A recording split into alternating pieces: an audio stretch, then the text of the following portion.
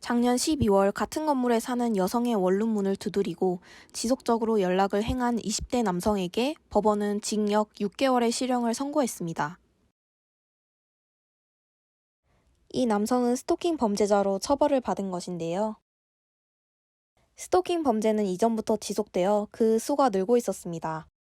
이런 스토킹 범죄에 대한 처벌은 강화될 필요성이 계속 제기되고 있었는데요. 그래서 작년에 스토킹 범죄 처벌법이 개정되었습니다. 하지만 자신의 행동이 스토킹 행위라고 인식하지 못하는 경우가 많아 범죄 수는 여전합니다. 이유는 스토킹의 범위가 단순하지 않기 때문입니다. 예를 들어 자신이 선물하고 싶어 상대의 의사와 상관없이 선물을 보내는 것도 스토킹 범죄에 속할 수도 있습니다. 그럼 정확하게 처벌법에 따른 스토킹에 대해 알아볼까요? 스토킹 범죄의 처벌 등에 관한 법률에 따르면 스토킹 행위는 상대방의 의사와 다르게 정당한 이유 없이 상대방 또는 그의 동거인, 가족에게 행위를 하여 상대에게 불안감 또는 공포심을 일으키는 것을 말합니다. 그리고 스토킹 행위의 종류는 다음과 같습니다.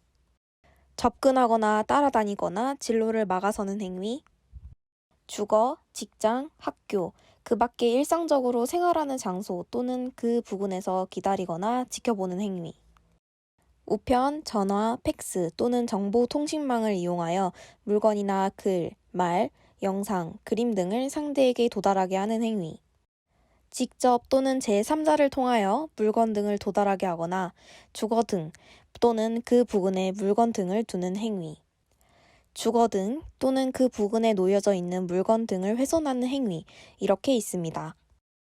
이런 스토킹 행위를 지속적 또는 반복적으로 한다면 이것이 바로 우리가 말하는 스토킹 범죄가 됩니다. 5월 1일 부산경찰청에 따르면 스토킹 처벌법 제정 후 처벌이 강화돼 적극적으로 신고하는 건이 많아져 스토킹 범죄 수가 늘었다고 합니다. 그럼 강화된 처벌에 대해 알아볼까요? 먼저 스토킹 범죄를 저지른 사람은 3년 이하의 징역 또는 3천만 원 이하의 벌금에 처합니다.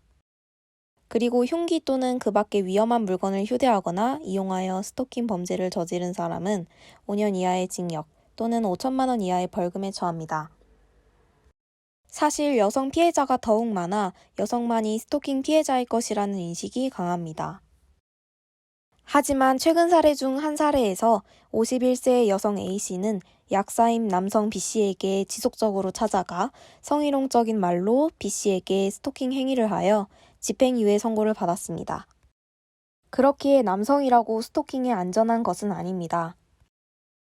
남녀 모두 스토킹으로부터 안전한 사회가 되길 바랍니다.